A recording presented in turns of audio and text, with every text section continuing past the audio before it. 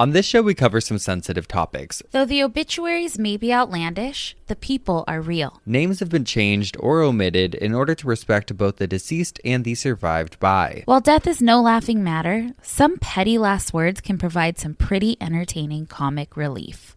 Welcome to Obituary.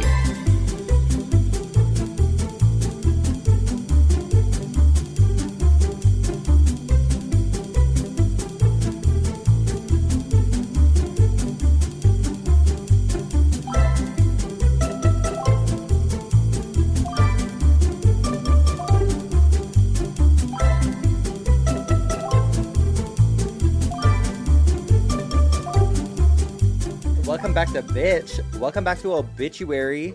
I'm Spencer Henry. And I'm Madison Reyes. And we're two fucking hot bitches. And we're here to fucking tell you about the funeral industry in a way you've never heard it before. So get ready for your minds to be blown. Get blown up, baby. Or maybe get cremated. How about that? How about that? Is it hot in here or is it just us? We're going to blow you up. And we're going to blow you.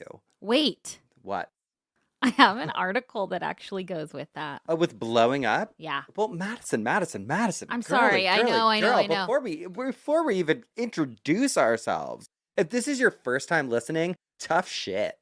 Oh my God. Tough shit. You're at the wrong place at the wrong time. Go ahead and exit now. You came to the wrong side of town, bitch. The wrong side of the track. Yeah, you found the shady side of town, and we're here, and we're not fucking around where over we here. Take your money and we take all the furniture off your coffin. Yeah, and we sell it on the black market. Yeah, we'll take your teeth out of your coffin too if they're worth anything. And if you're wearing jewelry, get out of here. We're taking it. It's all coming with us because here we don't fuck around, okay? Okay, we have food to put on the table for our families. Yeah, we're gonna feast, motherfuckers. And listen to this. Also, we don't care about the other podcasts that you're listening to because we're not fucking scared of them. We're not scared. Are you kidding me? Do you see us looking scared? You don't look scared to me. Do I look scared to you? No. You look scary. Oh, right, bitch. Yeah. Because this is Obituary, the #1 podcast in the entire world. Everybody's saying it. So if you haven't heard about that, sucks for you. Do you have ears? Yeah. Have you ever listened to us? No. Oh. Are you kidding me? That's crazy. That's crazy. That's crazy. I can't walk down the street without people trying to rip my clothes off. They're like, give me that. Take it off, woman. We're going to sell this and make money. Show us your tits, bimbo. And you're like. I'm like, okay. Write me a check, daddy. Yeah. Daddy-o. Write me a check, daddy-o. You know what the thing is, speaking of, is I've gotten so many emails this week. We haven't talked about this. I don't know if they're coming to the obituary email or just the cult leader email. All these, submit your podcast for this award show. Submit your podcast for these awards. No, obituary is not getting that. Well, but we've already got all of them, honey. You know what I mean? We already won them all. Well, all the awards. They all are a scam. I swear to God. And we might get in trouble for this. Don't care. But all of these awards, like the this awards and this awards, and it wants you to submit your podcast for them. And then you scroll down a little further and it's it's, $500 per submission and blah, blah, blah. I'm like, kiss my ass. You think we're going to pay for an award? The only thing I'm paying for is a Hollywood star on the Walk of Fame or whatever. Boom. Give it to us. Okay. It's our time now. give it up, Hollywood. Give us the star. They're trying to hold us back is the problem. They're trying to hold us back. They want us to be all buttoned up and corporate. Well, kiss our ass. That's what we say. We don't want to be. What do you think? Yeah. You think death is corporate? Nothing corporate about death to me. You know what? What? You're so off to the side. Scooch in a little. Come on, get comfortable, girly. Come on, get comfortable. My God. We got a show for you. Oh, also, sorry, we're about to have the luckiest motherfucking month ever because it's my birthday. It's her birthday. Birthday. It's her birthday. Not yet. But I did see a lucky dolphin on Instagram, and it said, send this to yourself and you'll have the luckiest August of your life. So, joke's on you, enemies. I'm about to have a really lucky month. Things are coming up around here. I saw a crow that was dying yesterday. On life? In real life? On life. Online? No, while I was walking the dogs. Oh, no. Did you give it water? No, somebody else did. I Googled you're not supposed to. And I tried calling like wildlife people because you can't like just pick up. No. Nobody answered. So I was like, okay, I don't know what to do. I thought about it all night too. Did you see it today? I drove past. I didn't see it. Oh, maybe. I don't think so. It was in pretty bad shape. It was really hot though. Maybe it was tired. Maybe it was like, oh my God, get me out of this heat. Somebody give me some water. It was at a church too. So maybe. It was going home. It was going home. But I looked it up and it's either a death omen, which I don't believe. R.I.P. Or the death of it's like a transition. Oh. Positive. Hell yeah. So. Well, I hope that crow's okay. I know. You want to know, these people saw something crazy. What? In Baltimore, I was reading this article. What?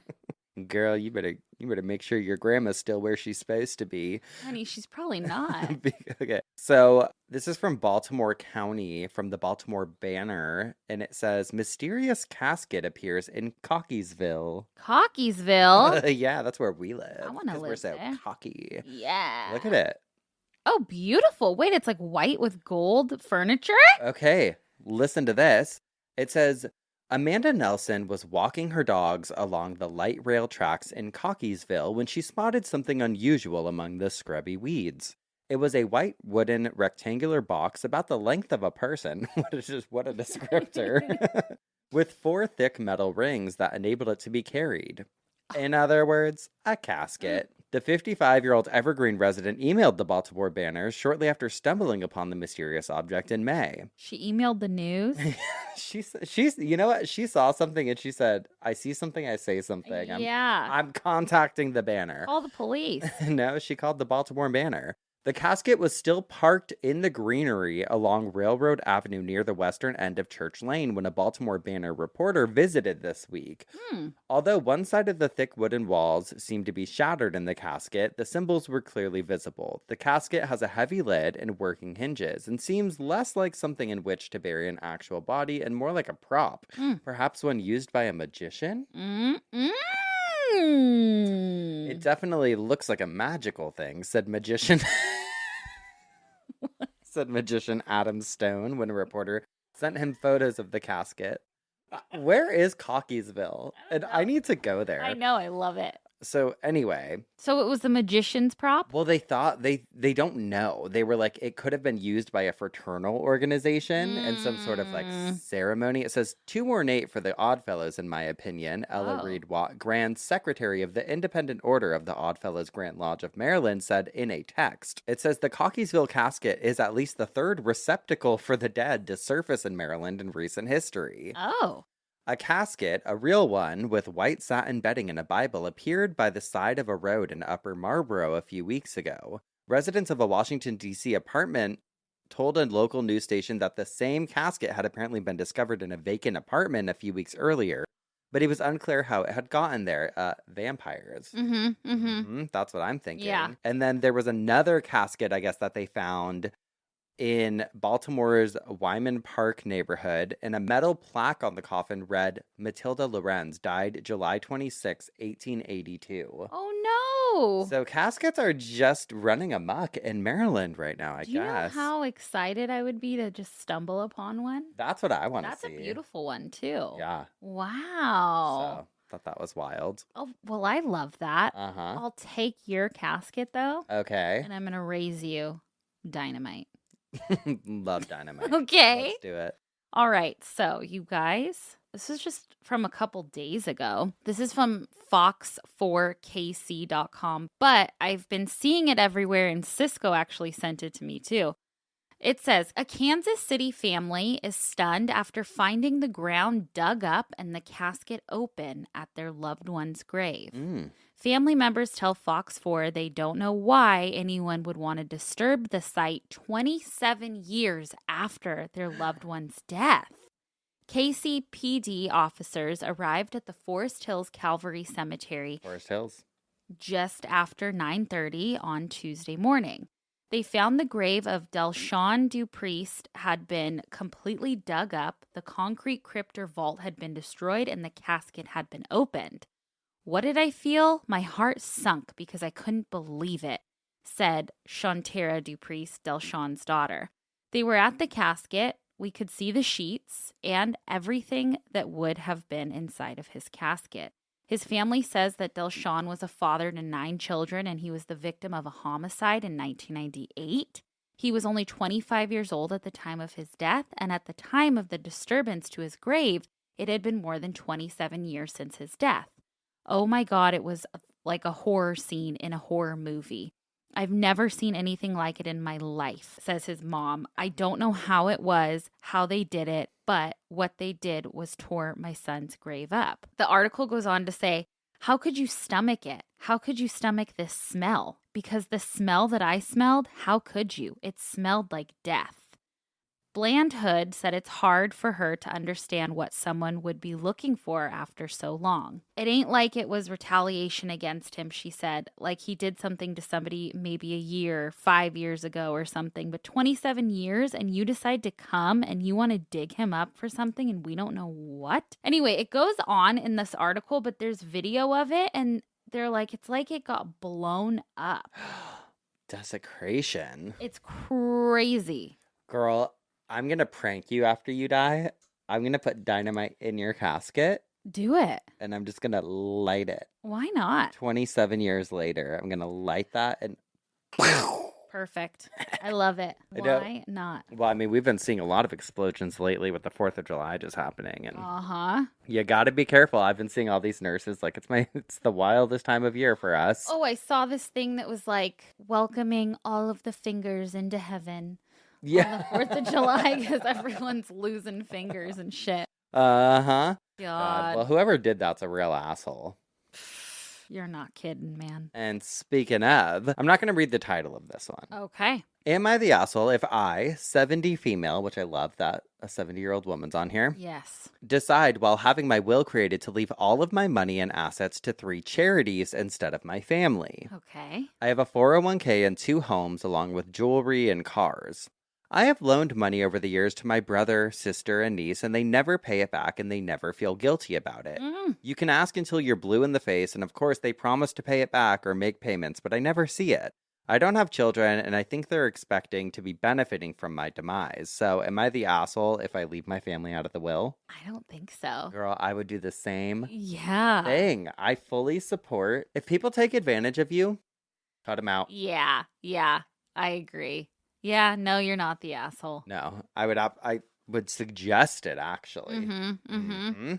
Okay, and then this next one says, am I the asshole if I don't attend my second cousin's funeral?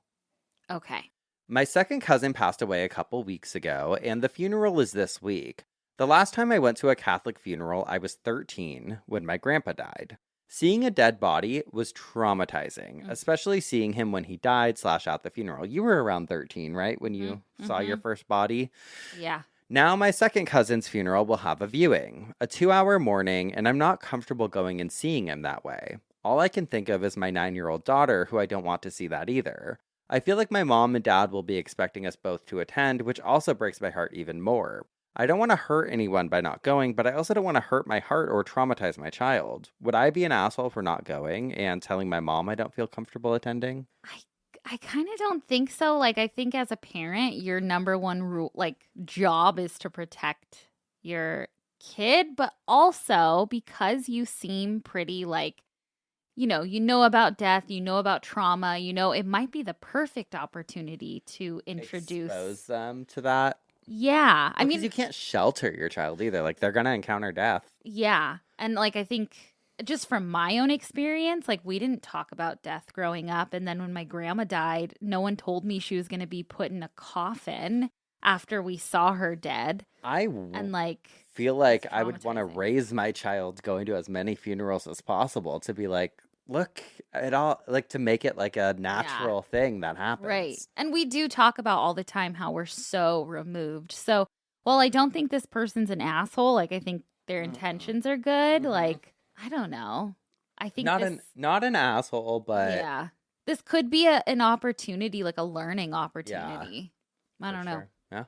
Yeah. Agreed. Agreed. Well, speaking of a little learning lesson, I have a listener email from a Geoff about a little lesson learned. This says, Heidi Ho, Spencer, and Madison, and of course, all fur babies. I have been a long-time listener, first-time emailer. My sister and I listen religiously and often discuss your show at the gym. Sound familiar?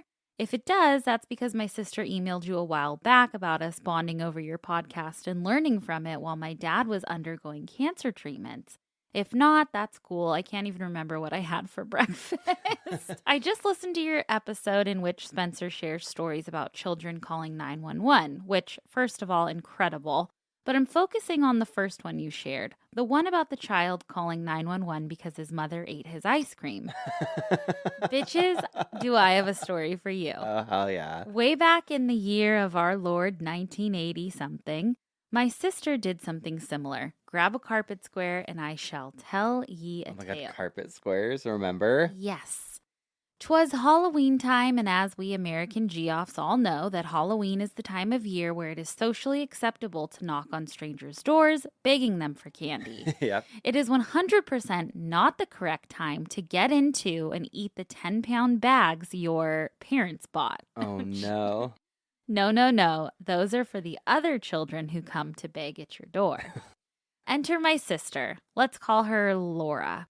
She desperately wanted this Halloween candy, and our mother, Lord forgive her, told her no. That was trick-or-treaters candy, not candy for her lovely and precious child. Laura was not having this and called 911, bawling. My mom won't give me Halloween candy. I want Halloween candy. I don't know if this is 100% what she said, but it doesn't matter. The bitch called 911 because she wanted candy. What happened next, you ask? Well, it wasn't all puppies and rainbows and cops showing up to give Laura ice cream. The 911 operator called my mom back and chewed her out.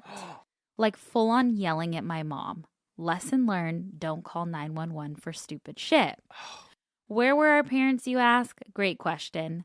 Our dad was probably at work, and who knows what my mom was up to, as she had 3 hellions all under the age of 8 to give her gray hair permanently.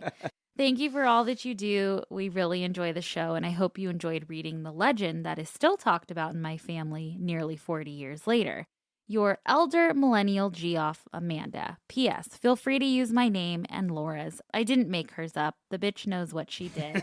Sent from my iPad. Sent from my iPad. Love it. Incredible. Honestly.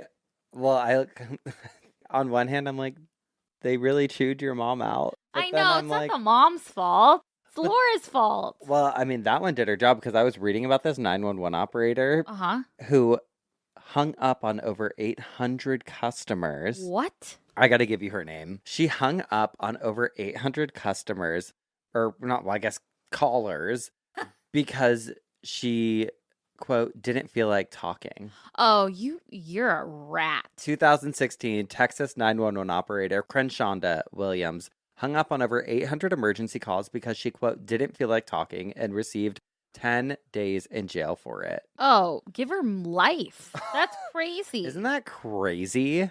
What? I know. You do have to be a special kind of person, I think, to do that job. And this lady does not seem like it. No. That's insane. Well, lesson learned. I don't know what the better lesson is. I think it is probably this, getting chewed out. Yeah. So you don't call 911 for bullshit reasons, for sure. Oh, God. Well, I am up first this week, which means you should have a little side bitch. I do. And this one is from, remember how I was telling you there's that Reddit group where they post like death certificates and stuff? Mm-hmm. It's really good.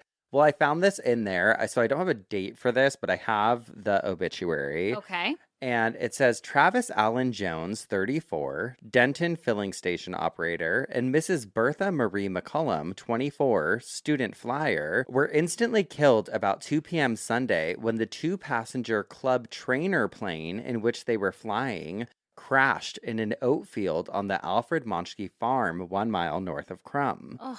James, owner of the Jones service station, was piloting the plane, which he had rented from the college airport owned by Jack Gray.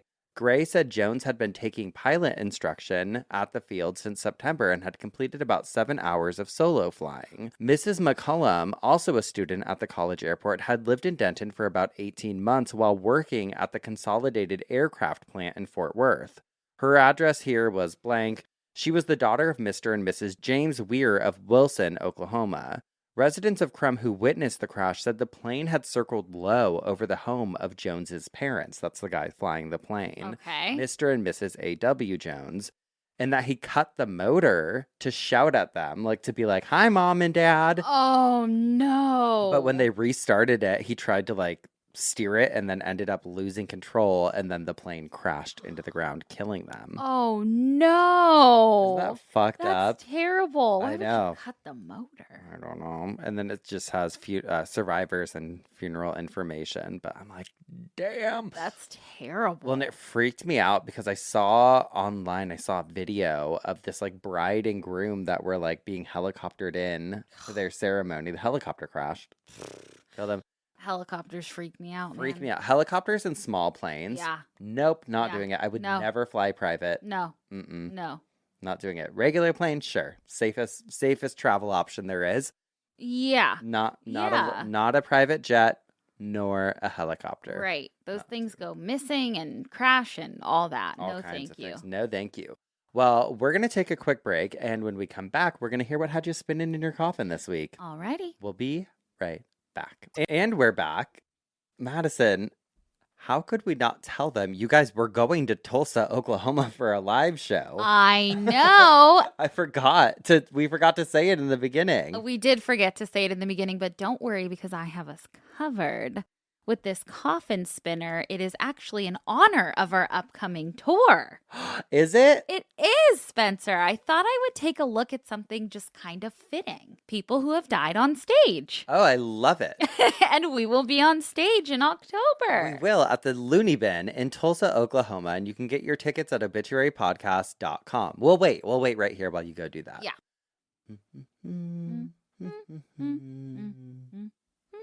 Okay, you got your tickets? Got your tickets? Ready for it?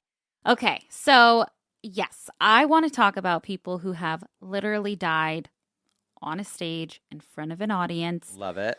Some of them collapsed during a song. Some literally died while telling jokes. And in a few cases, the audience thought it was a part of the show, which I will get to. It's wild. So let's talk about some of the most dramatic exits ever. If one of us died on stage, it would be kind of great for the show. I will just say that. Oh, our numbers would skyrocket. Don't get any ideas, anybody. Please. Please. It's our biggest fear. That is our biggest fear. We like metal detectors at these things for a reason. Okay, so I thought I'd start us off with someone in honor of you, Spence. Okay. Tiny Tim. I remember you telling us. About his funeral. Yes. Yes. Just like briefly mentioned it, Yes, though. yeah. Which I would actually like to dive into his funeral because it was open casket, the whole thing. But we've never talked about how he died. Okay. Can you give us a little Tiny Tim? No. You can't? I've done it. A little tiptoe. Okay. For those listening that don't know who Tiny Tim is, his actual name is Herbert. He was an American singer who really rose to fame in the 1960s, best known for his cover of Tiptoe Through the Tulips, that creepy, haunting song. Well, in the 90s, he was still alive and kicking, but he did have a lot of health issues. He had already suffered a heart attack and he had diabetes. But on November 30th in 1996, he was performing for the Women's Club of Minneapolis. It was like a benefit concert. He ended his concert with his iconic Tiptoe Through the Tulip song. and he turned to exit the stage like as everyone was clapping. Uh-huh. And as he did, he had another massive heart attack and actually collapsed in his wife's arms, who was on stage with him. Sad. And he died shortly after at age 64. God. I know. Okay, this next performer was a famous comedian. He was most famous in the 1930s and 40s. He did this like Greek character called Parky. His name was Harry Einstein. He's the father of Bob Einstein and Albert Brooks. So I thought you were saying Alfred Einstein. Or Albert Einstein. Albert Einstein. Yeah. No, Albert Brooks. Alfred Einstein. Yeah. That's the other one you guys don't know about. Yes, that's the other long lost son. Okay, so he was a very, very famous comedian, but in 1958, there was a roast at the Friars Club in Beverly Hills. I think it was the Beverly Hills Hilton at the Okay. Friars Club. Guess who the roast was for? One of our favorites. Yeah. You know who I'm thinking of. Who was it? Lucille Ball and Desi Arnaz. Oh, I was going to guess comedians, best friends, but it would have been Oh, before. I know who. Yeah. Bob Newhart and Newhart and Don Rickles. Don Rickles. Yeah. Yes. Oh, God. That era. Exactly. Yeah. Okay. So you have to imagine like a roast, how it's set up. So like usually everyone that's involved in a roast, if you've like ever watched the Comedy It's like a Central long ones, table. Yes. And they're up on stage and then there's an audience.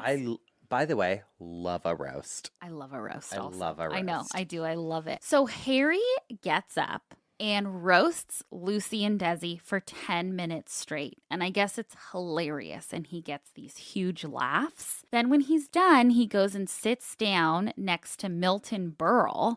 And I mean, like, talk about a star-studded event. But remember, he's sitting on stage. So, like, the whole audience can see him at this long table. And Lucy and Desi, I think, we're in the middle. And then yeah, everybody like around him. So he goes and sits down. People are still laughing at all of his jokes.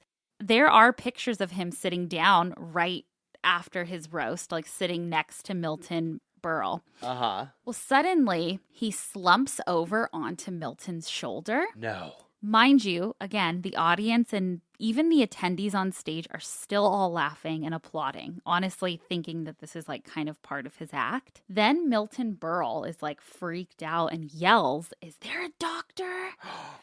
And shit starts to get fucking serious, okay? I guess 5 doctors were actually in attendance at this roast, and they ran on stage and scooted Harry backstage behind a curtain. Not the scoot and boot. The scoot and boot. There, according to allthingsinteresting.com, quote, one doctor sterilized a pocket knife, cut open Einstein's chest, and massaged the comedian's heart in his own hands right there behind the curtain. Another doctor... Turns out he wasn't a doctor. Yeah, I know. Another doctor took 2 ends of an electrical cord to try to shock the heart back into a regular rhythm. Would they rip him out of lamps? Like, yes. Paramedics arrived with a pulmotor machine and blood transfusions. Einstein's wife watched in anguish and cried on the shoulder of her 18-year-old son, Clifford. yeah, girl, if they ripped out my husband's heart and fuck. Is that fucking crazy? Okay, then it goes on. While doctors worked on Einstein, Milton Berle, appealed to Tony Martin to sing a song to the audience. Get out this. This Sing him a is song, like Tony. Sing him a song. pure chaos, okay? Oh my His God. sad choice of song was There's No Tomorrow. It goes on to say George Burns, also in attendance, sang as well. In between laughter, the pulmotor machine was heard in the background. Martin's choice was ironically fitting. Yes, this is insane. Doctors tried in vain for 2 hours to resuscitate the beloved Take him to comedian. the hospital, girls. I What know. do you mean? I know. But Einstein was pronounced dead at 1:20 a.m. on November 24th. The cause of death was a massive heart attack. But it goes Shit. on because the whole time I'm thinking about Lucy and Desi, okay? Uh-huh. It says, quote, Arnaz, Einstein's dear friend, said as the closing statement of the evening, "This is one of those moments that Lucy and I have waited a lifetime for, but it's meaningless now. They say the show must go on, but why must it? let's close the show now by praying for this wonderful man backstage who made the world laugh. What a fucking tragedy. Damn. But I would also pay money to be in attendance. Imagine that, like, I Hollywood I hope history. no genie comes near me right now, because that's going to be one of my wishes. I'm going to be like, send me to the roast. I need November, whatever, 1958. I need to be there. Could you imagine the chaos? It's like, and now the end is. His heart's in someone's hand being massaged. Please, the final. I can't imagine. Fucked up. That's crazy. Okay. But girl, let me have an exciting outgoing like that. That's true. I mean, and comedic, Girl, I guess. imagine we're at a fucking improv club and they're like, you have a heart attack on stage. They're back there like Cutting my chest open. and I'm just singing a song on stage. I'm like, Like, this is my chance. my big break. Well, I prepared a little number. Could you imagine? Well, just in case. La di da da di da. Now let's go back to 1911, okay? Let's go. To one of our favorite places, Edinburgh. Edinburgh. We're going to talk about Sigmund Neuberger. Much better than Sigmund Oldberger, if you ask me. Much more exquisite, if you ask me, darling. That one got me. Okay, he was a vaudeville illusionist. Maybe someone we should study a little more to prepare for our magic class this weekend, Spence. Oh my gosh. Okay. More on that to come. See us next week. More on that to come.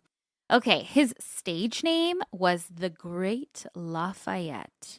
And I guess he was close friends with Houdini, actually. And Houdini even gave him his dog that he loved so much, which we'll get into. The dog's name was Beauty. Which is a great dog. I bring back dog names like that. Like Precious and Beauty. That's sweet, yeah. And like those. That is. I love a human name. But I do, you know what?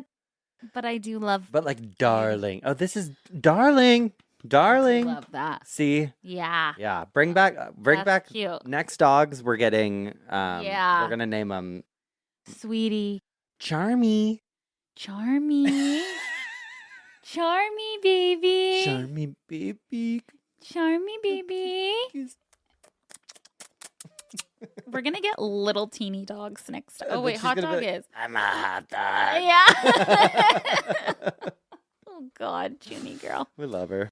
Okay, so he was famous in the magician circuit because he used horses and lions and dogs in his act and became pretty famous for it. But I have to tell you about his dog Beauty a little bit. This is from historicuk.com. It says, quote, "The major beneficiary of his wealth was Beauty, who lived a life of luxury. When not taking part in his stage act, the dog could be seen riding around in her own special bed at the front of his automobile, which I'll post pictures of. She had a beautiful life. At home and on tour, she had her own room and 5 meals a day." Hot dog don't even get ideas. Oh, listen to this, hot dog. "The press said her collar was studded with diamonds, and she ate from a golden bowl. The magician had a plaque engraved with the words, 'The more I see of man, the more I love my dog,' which I love so much." Beauty ended up actually dying at the age of 15, and that article that I just read from goes on to say this, quote, "The effect on the great Lafayette was devastating. He had Beauty embalmed and went to visit her at the funeral parlor every day. Oh. Amazingly, he managed to arrange to have her buried in Pearshill Cemetery, Edinburgh, but only by agreeing with the authorities that he would be buried in the same place when he died." We love him. He loved her and loved him. Anyway, on to his performance, which was only a few days after Beauty's death, actually. He performed at the Empire Palace in Edinburgh. He had this famous performance that he was known for called The Lion's Bride. And it was this whole dramatic, big spectacle with costumes, live animals, illusions, and over 3,000 people showed up to watch The Lion's Bride. As part of the finale, in The Lion's Bride, there is a real lion on stage. And I know that already sounds like a disaster, but just wait. Halfway through the finale, one of the stage lamps sparked and caught fire, and it caught the whole set on fire. But everyone in the audience thought that it was like part of the show. They're like, this is fucking awesome. Well, then, like with the story before, things start to escalate very quickly. The fire spreads, the safety curtains jam, I guess, and then the backstage doors were locked because there were animals on set. So everyone was fucking trapped. Oh my God, I'd be freaking out. The audience wasn't trapped though, but the crew, the animals, and Sigmund himself was trapped on stage. But because he was a big star, they somehow found a way out for him, but he refused to go. He went back for all of the animals, and he ended up dying on stage. What, like smoke inhalation? He was burned alive, Fuck. Trying to rescue these animals from the burning stage. And his body was later found just a few feet from the exit, like he almost got out. But I guess they had trouble identifying his body because they thought it was his stunt double. And I guess the only reason they were able to identify it was like because of the rings that he would wear. But anyway, a total of 11 people, including him, died that day on stage. His lion and horses died too. But the happy ending is that he was cremated and buried next to his dog Beauty. And I was reading about his funeral, and 250,000 mourners showed up. Wow. Yeah, lined the streets, like shut the city down. Damn. I know. So I'm like, he stayed for all the animals. Sweet. Okay, well, I'm going to leave you guys with another comedian. This is Dick Shawn, and he was an American actor and comedian. His heyday was during the 1960s, and he was kind of all over the place. I didn't know who he was, but I haven't heard him. Yeah, but he was in The Producers. He was in It's a Mad, Mad, Mad, Mad World. He would like take over for Johnny Carson when Johnny Carson was away. Like he was in that whole circuit. Okay, so in the 1980s, he had this one-man show that he would tour with. He was super eccentric. He was absolutely not politically correct. And I guess his comedy was very physical. I also read that he was the inspiration for Andy Kaufman. If that explains anything. Like he was just weird, right? Wild guy. Wild and weird. So in April of 1987, Dick was performing at the UC San Diego's Mandeville Hall. His whole comedic bit that he was doing that night was this like political satire thing. So he pretended to be like a sleazy politician and was talking about nuclear war and all of these big topics of the time, which nothing's changed. But at one point he says something like, "If elected, I will not lay down on the job." And then he collapses face down on the stage, lays down on the job. Dead. Okay. This absolutely kills, though. The whole audience goes wild. They're losing it. They're cracking up. He's just laying there face down.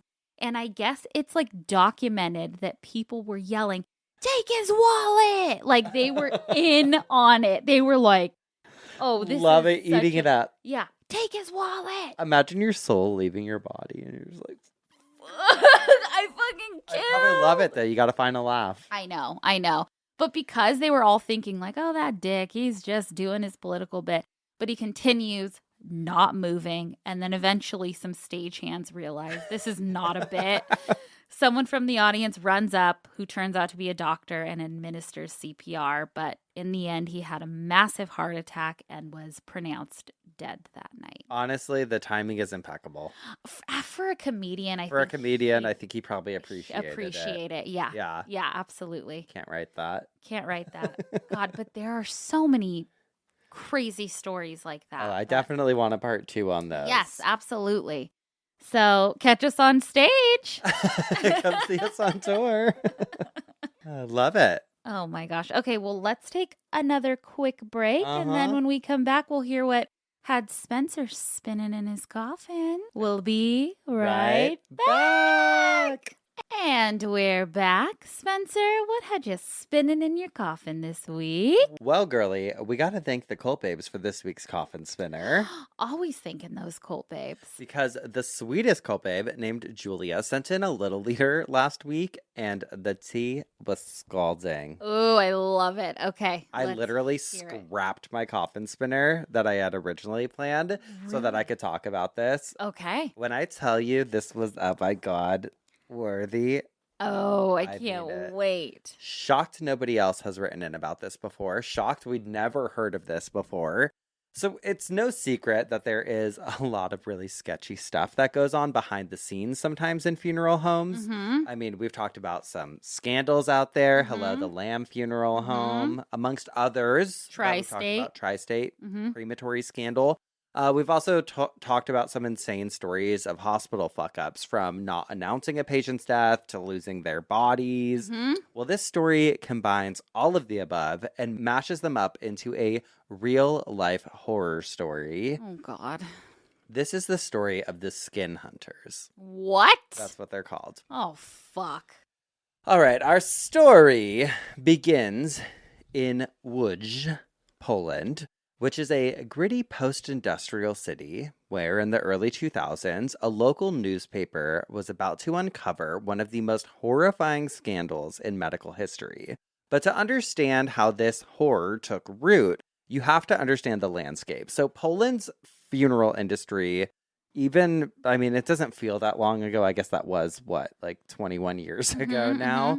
But especially back then, the funeral industry in Poland was unregulated, very competitive, and funeral homes were desperate for quote-unquote clients, and ambulance workers were often the first on a scene of a death. Okay. So imagine this. Someone you love has just passed away. Maybe they had a heart attack on stage. Yep. Who knows? The paramedics arrive, you're distraught, and then seemingly like magic, a funeral director shows up just minutes later. Coincidentally, already briefed, already prepared to take care of your loved one. It's like, oh my God, thank God, I don't have to worry about this. It might be a little strange, but it gets fucking wild. In 2002, these two journalists, Tomasz Potora and Marcin Stelmasiak from Gazeta Wyborcza and Radio Łódź, published an expose titled Łowcy Skór, aka the Skin Hunters. Oh my God. What they uncovered and what they exposed was a decade-long black market conspiracy within the city's ambulance service, where paramedics, nurses, dispatchers, even doctors were allegedly selling the names and addresses of the newly deceased or soon-to-be deceased to local funeral homes. What? For every body that these ambulance drivers or dispatchers, doctors, nurses handed over to the funeral homes, they earned a cash kickback between 1,200 and 1,800 zloty, which is like their form. It's a few $100 per corpse, basically. But it's blood money. Whoa. Plain and simple. And this wasn't just a matter of shady referrals. The deeper that they dug into this investigation, the darker it got, because there were whispers, claims, even eyewitness accounts that certain paramedics, in cases where death wasn't coming quickly enough, would help it along. Oh. This ain't death with dignity, bitch. It's moida. Straight up. Yeah. Apparently, they were giving patients lethal doses of sedatives. One ambulance worker was allegedly heard saying, she's already half dead. And minutes later, that patient was dead. Basically, what was happening was that, just to break it all down for you, was that these funeral directors who owned these funeral homes would build these relationships with different hospital workers or ambulance drivers. And it was basically like, tip us off, like let us know when someone's going to die and we'll give you a couple $100 if they end up being a client of ours. Fucked up. We'll talk about like ambulance chasers. You know how they talk about lawyers and they call them ambulance chasers sometimes? This is that, but with funeral home employees. It's sad how little the human... It takes the humanity out of it. Is worth. Yeah. And well, I think what's even more fucked up is that it's one thing if they were just like building that relationship, like, hey, let us know if the family needs, our services, like feel free to pass on our cards. I could see that Right. not being super I'm problematic. sure that goes on. It's a Yeah. business at the end of the day. Yeah. But the fact that they were paying them this money, it incentivized them basically to start letting the patients die in the ambulances or on their way to the hospitals. Or they were injecting them, apparently, with lethal amounts of sedatives so that they could collect that cash kickback. That's fucked up. The level of cruelty wasn't just unethical, it was potentially murderous. We don't know for sure how many people were involved in this, but we do know at the center of this web was a man named Dr. Boguslaw, and he was a former ER physician who, according to prosecutors, acted as kind of a middleman. He allegedly coordinated the sales of bodies, directed staff on how to report deaths, and pocketed hefty commissions from the funeral homes in order to get the bodies. His colleagues even nicknamed him Dr. Mengele, which is a chilling reference to the infamous Nazi doctor. Oh, yeah. Sometimes he's referred to as the angel of death. Yeah. Not without reason. This man wasn't just turning a blind eye. He was allegedly orchestrating the entire thing. And luckily, the scandal didn't just spark outrage. It sparked a lot of action. So after the article's publication, I mean, people went fucking nuts, obviously, because there's so many people involved. Beyond the deceased is all of their family members and loved ones. And prosecutors in Łódź launched a massive investigation, and it was a huge deal. They exhumed a bunch of graves. They performed autopsies that were ordered on all of the bodies believed to be connected to this sick Ponzi scheme. Yeah. Well, it was multiple funeral homes that they were working with. It wasn't just one. There were over 40 people in all connected to the ambulance service and funeral industry that were eventually charged in these crimes. But the legal process dragged on for a long time. It took years for many of the cases to ever reach court. In 2008, Dr. Boguslaw was sentenced to just 6 years in prison for accepting bribes and abuse of public trust.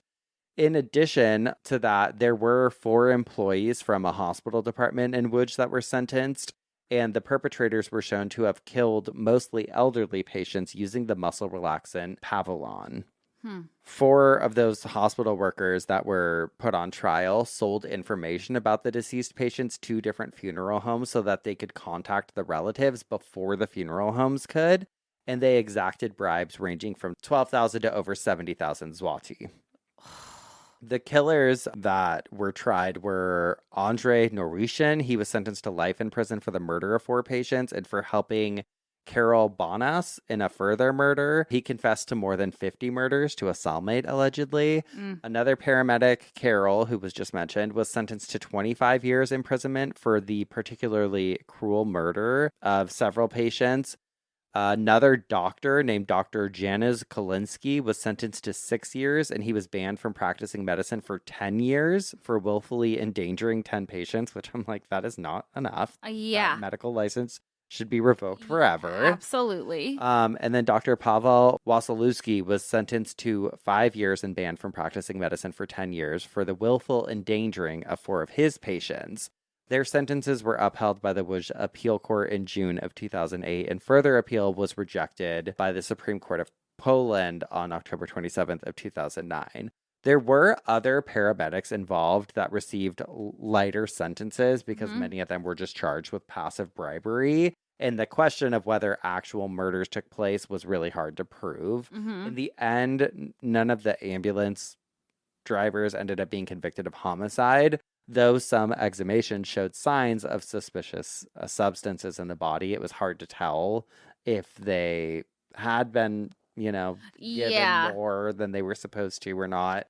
But still, the damage was done, obviously not just to the victims, but as I mentioned, their families. And I mean, and the public trust. The public trust. Yeah. It's like these are people that we're supposed to assume have our best interest in mind or save our lives. Right.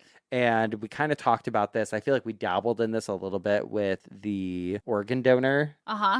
Yep. There's a lot of fucked up stories out there of Yeah. apparently letting people die so that they can collect on that. Right, right. I mean, the medical industry is full of fucking scandal. That's for sure. I mean, a lot of good, Yeah. but a lot of scandal. Yeah. And All of the funeral homes, though, that apparently were involved Did they in shut buying down? these skins, still operating. What? Still operating today.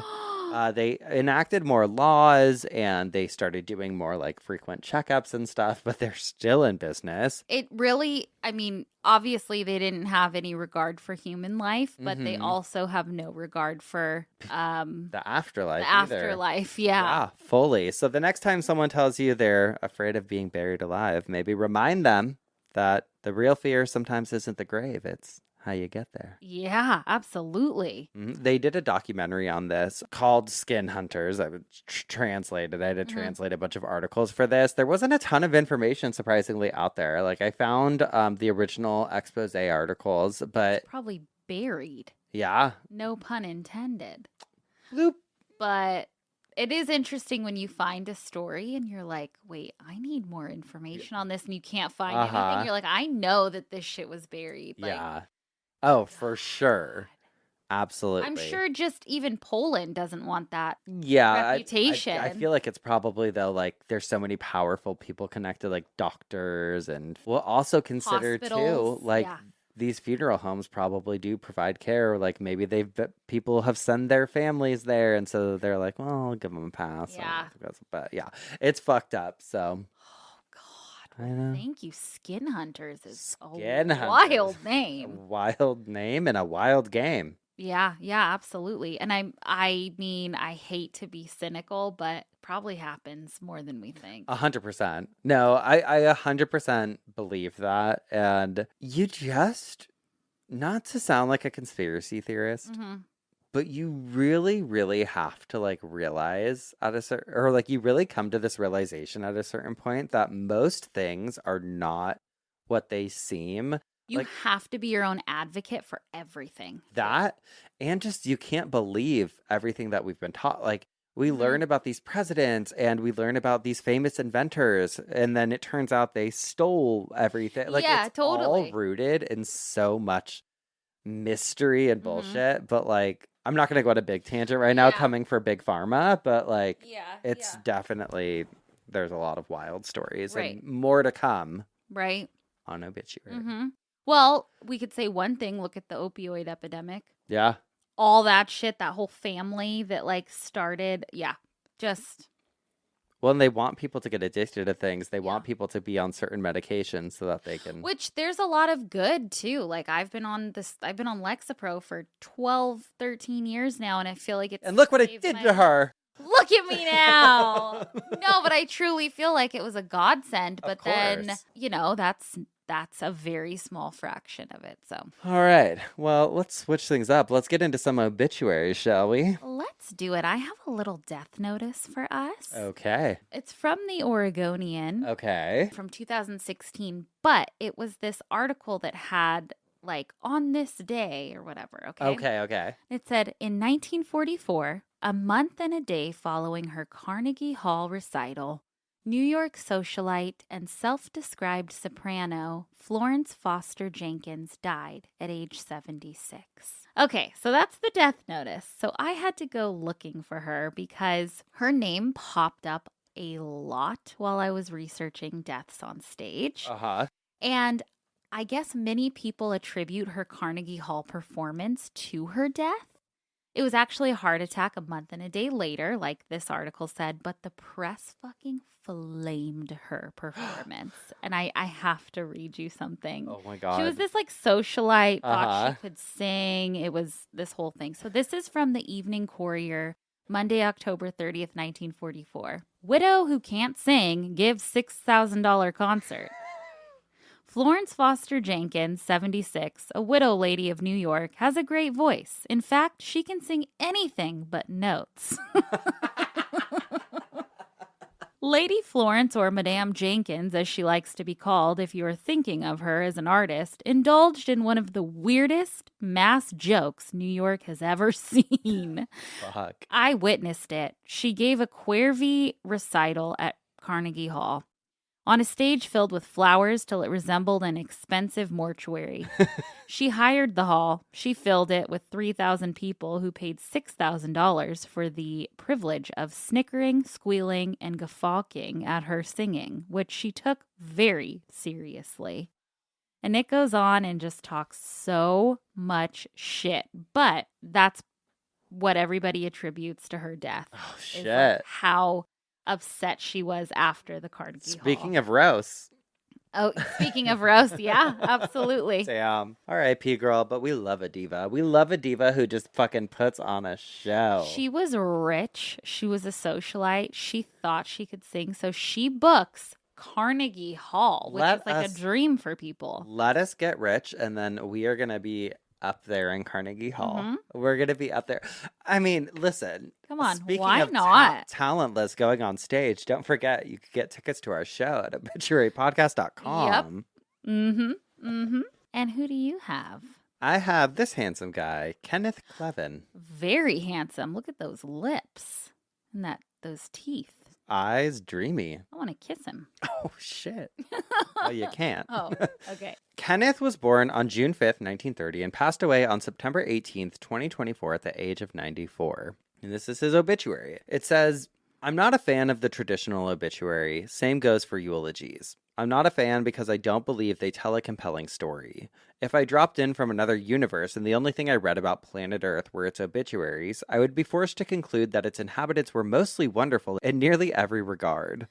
But if I then turned on any channel's nightly news broadcast, I would have no choice but to surrender my previous position. True. Between our obituaries and our broadcast lay the truth. It's the truth that interests me. Everything else is boring. My father's Achilles heel lay somewhere between his heart and his mind. For example, he was a tennis fanatic, both playing and watching. One night when I was 13, he told me his tennis partner had moved and asked me if I wanted to play with him in the morning. I knew that meant getting up 4 days a week around 5:30 a.m., and since I was only 1 year away from working through a 4-year sentence of early morning seminary, well, no. The last thing I wanted was to lose an hour and a half of sleep prematurely so that my dad could work out his wiggles. But to his question, do you want to play tennis with me? I answered yes. At that age, I wasn't in a position to say much else. The following morning, he woke me up at 5:30 a.m., we did our thing, and the routine began. But every now and then, after being roused from sleep, I'd fall back asleep, and my dad would open my door, and he would find me not prepared to hit the courts. He didn't like that, and would deploy a line that went something like this. What's wrong with you? You're the one who said you wanted to play tennis. Such a dad thing. Totally. You see, if you asked my dad if he wanted something and he said yes, that meant he actually wanted that thing. If he did not want that thing, he would not say yes. His yay was always yay, never maybe. His no's always meant no. He was programmed from birth to only say things he meant. The problem with the man was that he assumed the rest of us used the same program. When he asked me if I wanted to play sunrise tennis and I said yes, that meant that I sincerely wanted to play tennis at 6 a.m. But not just that I wanted to play, it meant that I wanted to play just like he wanted to play. He could not fathom how a yes could mean anything other than his yes. This could be very frustrating for a kid trying to get his father to see things his way. I actually never tried. My siblings did, and it usually didn't go well. God bless him. It's not that he refused to see the thing your way, it's just that his programming lacked that feature. I'm the 10th of 12 kids, and prior to my coming on the scene, my father had a lot of success running a packaging design company, but he lost a modest fortune to a thief and a poor decision regarding a class action lawsuit. When I was coming up, he managed the Deseret Industries in Soto in Los Angeles. One day, one of the employees he was rehabilitating was working the loading dock. The man took a donated steak knife, flipped out, and started swinging it at everyone around him. God. My dad was called for, came out, calmed the man down, took the knife, and got him treatment. When I asked if he was scared to confront the guy with the knife, he said, "No, I'm the manager. It was my job to manage stuff like that." For you or I to confront a knife-wielding psycho, it'd probably require an act of heroism. We would be risking something. First and foremost, our own personal safety, but for my father, it was simply programming. A manager manages stuff. I'm the manager. I will manage the psycho. It's a beautiful trait, but it has a downside. The further back in time you go, the more the downside to his "my duty is clear and my duty is also your duty" programming takes a toll on certain interpersonal relationships. But with the passage of time, after the wars were all fought and truces drawn up, we gained a certain affection for his programming. especially when you contrast my father's determination to locate and then live according to the truth with our postmodern fetish with pretending that no truth exists whatsoever. Personally, I prefer a world where the men are wrong, but grant it to one, they are wrong in oatmeal. Once Ken Clevin determined that a course of action was right, he was a granite mountain. Armies could not bully him into any other course of action. Over the last 6 months, as his body increasingly failed him, the mountain emerged, mightier than ever. Someday, I want to be a mountain. Oh. To soothe a late-stage heartache, my father bumped his temple attendance up from 30 hours a week to 60. At 92 years old, that man was still driving himself to and from the temple every day and putting in 60-hour weekly minimums. Wow. At 93, he dialed it back to just over 40, but only because his temple girlfriend couldn't keep up with him anymore. During COVID, when to visit the temple you had to make reservations, he was called into the temple president's office and told he was not allowed to make a reservation and then stay beyond his reservation.